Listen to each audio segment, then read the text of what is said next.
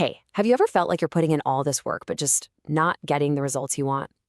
What if the problem isn't how hard you're working, but the actual tools you're using to think? Today, we are diving deep into Shane Parrish's brilliant book, The Great Mental Models, to see how we can upgrade our cognitive toolkit and maybe start thinking just a little bit smarter. And this right here, this is the big idea at the heart of the whole book. It's such a powerful concept. It's not about your raw IQ score. It's about the frameworks, the mental models you have in your head that you use to make sense of the world. And that's exactly where the solution comes in. Instead of just trying to be smarter, what if we focused on building a better toolkit?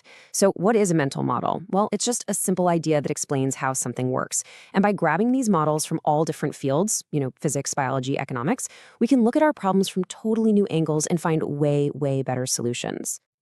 Okay, so let's make this real. We're going to walk through 3 incredibly powerful models from the book, starting with a concept from physics that has huge, huge implications for our everyday lives, and that is leverage. So what is leverage? At its core, it's all about getting more bang for your buck, more output for your input. It is the absolute difference between just working hard and working smart. It's about finding those special points where just a little push can create a massive impact. I mean, just think about this quote for a second. It perfectly captures the insane power of this idea. We're talking over 2,000 years ago, Archimedes knew that with the right tool, human effort could be amplified to an almost infinite degree. This isn't just a physics lesson, right? It's a metaphor for how we can achieve our own gigantic goals. And this chart just lays it out so clearly. On one side, you've got regular old effort. You put in an hour of work, you get an hour of results. It's a straight line. But on the other side, that's leveraged effort. That 1 hour of strategic work could create 10, maybe even 100 times the results. It's not linear, it's exponential. So what does this look like in the real world? Well, imagine you're planning a community event. The brute force way is to do everything yourself, right? The printing, the calls, the setup, all you. But the leveraged approach? You use that same time to build relationships. You get sponsorships from local businesses. You recruit a team of volunteers. Your personal effort might be the same, but the final event is 10 times better. That's leverage. All right, let's move on to our second model. Because while leverage helps us push forward, there's another force from physics that often holds us back. It's this powerful, invisible drag we call inertia. You probably remember this from science class, right? It's Newton's first law of motion. But the crazy thing is, it applies to so much more than just, bowling balls. It's the reason why starting a new habit is so incredibly hard and why stopping a bad one feels almost impossible. Things just want to keep doing what they're already doing. Wow. This quote really cuts right to the heart of it, doesn't it? That's inertia in our lives. It's that mental drag keeping us stuck in our comfort zones, even when we know we should change.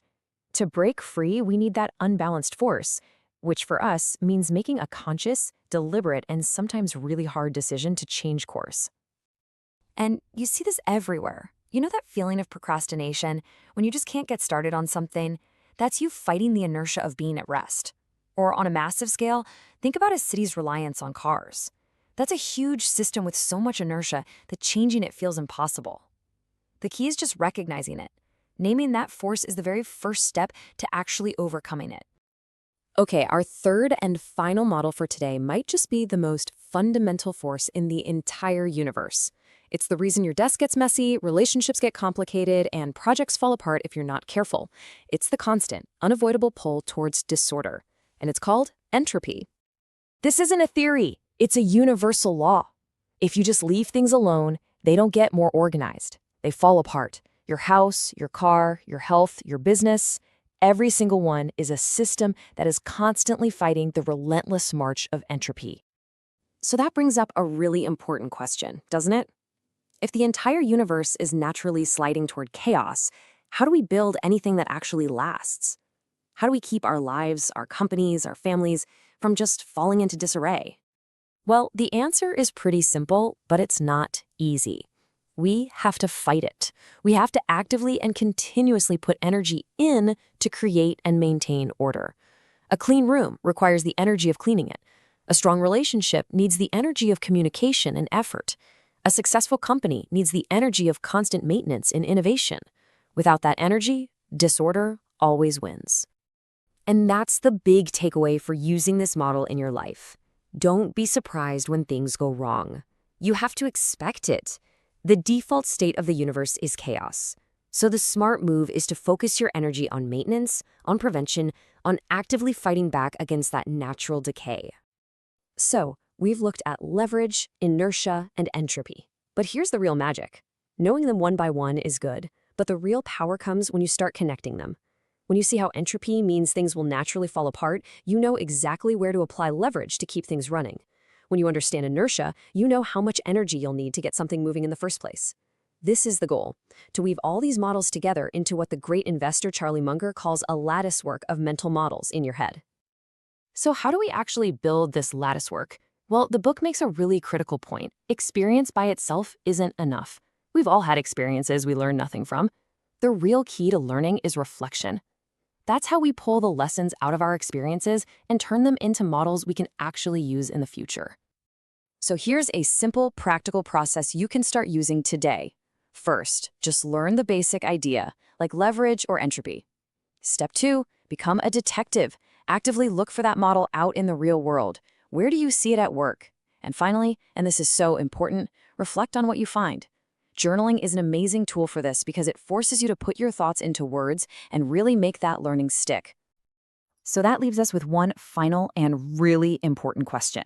We all use mental models, whether we know it or not. Some of them help us, but some of them are holding us back. By consciously building a better toolkit, you can literally change the quality of your thinking, and that changes the quality of your life. So take a second and ask yourself, which model in your head is holding you back?